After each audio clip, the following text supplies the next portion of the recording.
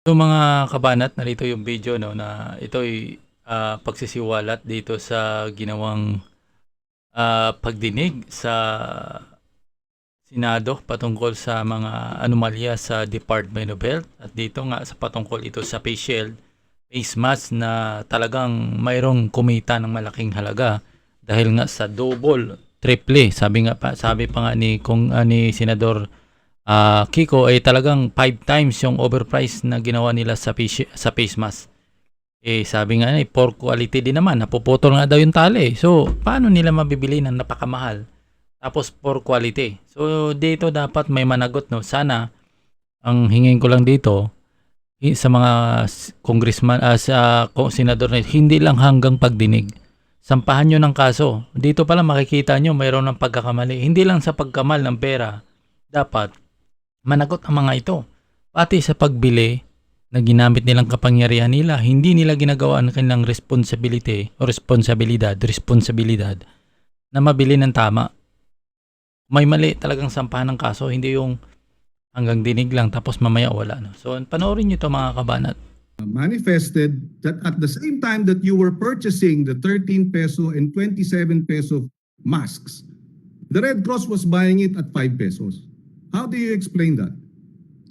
I cannot explain that, Mr. Chair. I think the only thing that I can check, Mr. Chair, is that maybe Red Cross is a very good network. They have international ties with International Red Cross, especially in China as well.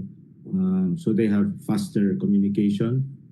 I assume this is the same explanation for the testing kits because the Red Cross was buying it at almost half the price when the DBMPS purchased the testing kits almost double or triple the price. I assume that's the same explanation. Red Cross might have the network, which Yes, you do not. Yes, Mr. Chair. Well, very interesting. No? 5 times the price? No, Mr. 4 Chair. times the price? No, Mr. Chair, no.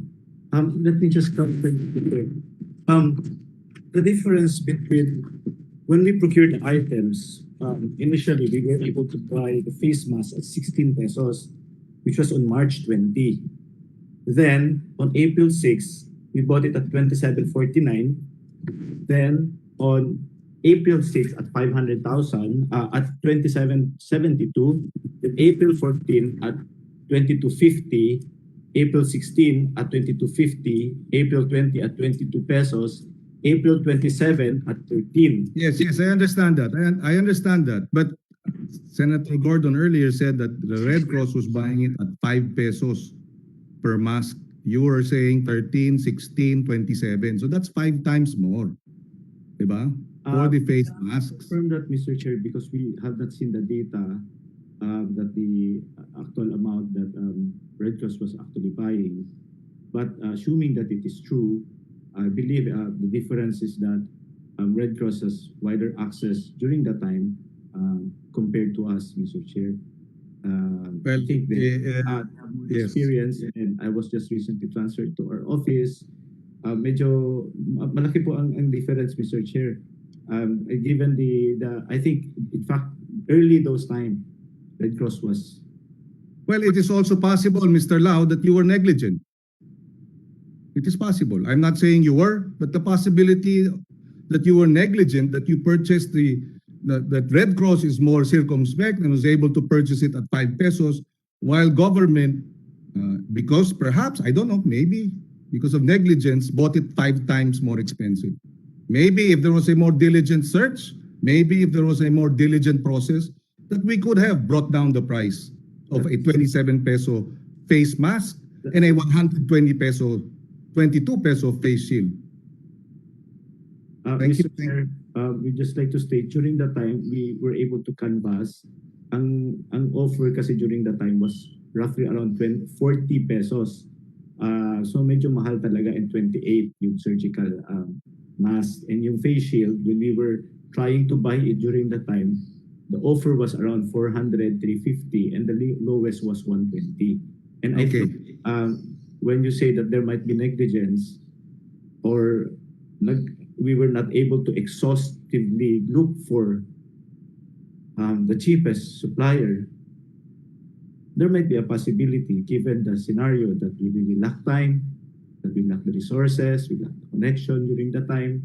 That might be a possibility. But to Thank you.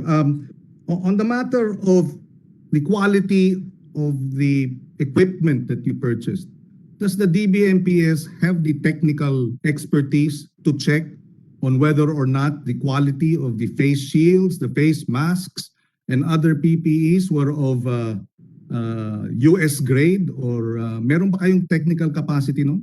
under the process of the PSDBM, Mr. Chair, there is a third-party testing facility that is required, that should be undergone by the suppliers after they have won the bidding, and such certifications should be submitted to DOH and PSDBM. Also, DOH should also... And so you are saying that there was a third party, how do you call it? DOH is mandated to test it, inspect it together with DBMPS, Mr. Chair. And sometimes the supplier gets their inventory rejected, Mr. Chair. Then they are mandated to replace So it. how many times did you reject?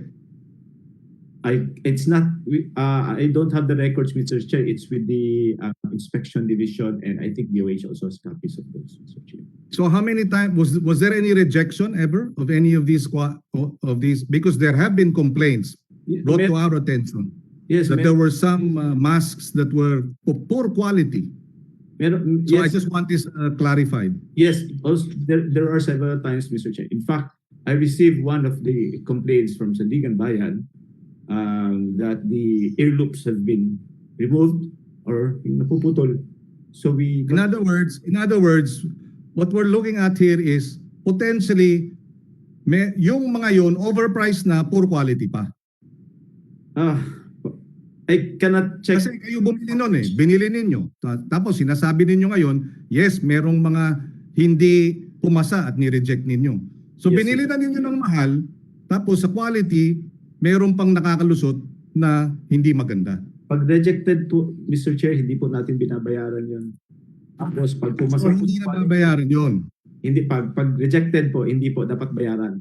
They have to replace it with something that is Can we have the data? I know you're no longer in but to the DBMPS, whoever is the officer in charge, we want to have a complete file of all those orders that were rejected, how much was involved, and which companies were behind these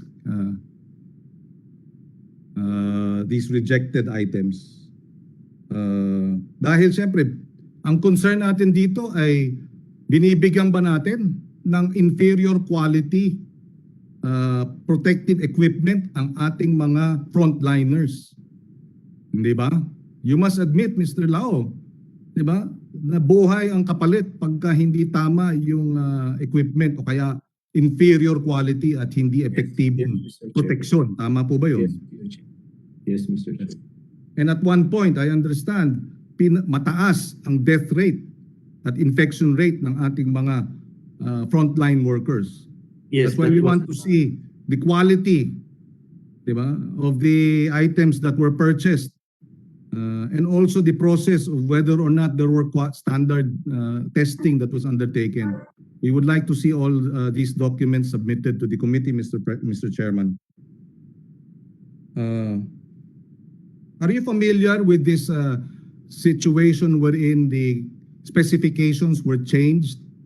The specifications of the DTI, for example, in terms of the quality of the masks that were to be produced, that when it was brought to the DBMPS technical group together with the DOH, binago yung specification? No, Mr. Chair. Well, the information that we have received is that the DTI provided the DOH with very strict specifications for face masks, and yet the DOH loosened, or for some reason the DBMPS and the DOH decided to loosen the very restrictive, no, items. This is from the DTI, because the DTI was working with the local manufacturers. And the local manufacturers go through a very stringent process of quality control. And there were a number of, a number of them relayed to us that it appeared like you were stricter to the local manufacturers than you were to the importers. No, Don't know Mr. if this is Chair. true, but No. that is a concern that we also would like to check. No, Mr. Chair. Ah. In fact, we negotiated with DTI to conduct a mass seminar and discussion with the private sector, so we can teach them on how to participate in government bidding, in government procurement. We also discuss with them on the application sa mga certification and for the testing requirements of DOH. We also discuss it with DTI thoroughly, Mr. Chair. We in fact Please, going Senator Pangilinan, please wrap up. Yes, Thank you. we will do that. proceeding to end Right, maraming salamat mga kabanat. Paki-subscribe ulit ng ating channel at paki-share para mahaba-haba yung abutan natin dito. Medyo malakas-lakas kasi napansin ko yan, tila nawawala yung mga followers ko. Tila nagtampo dahil nga 7 days akong nawala na hindi makaka-upload dahil nga sa suspension.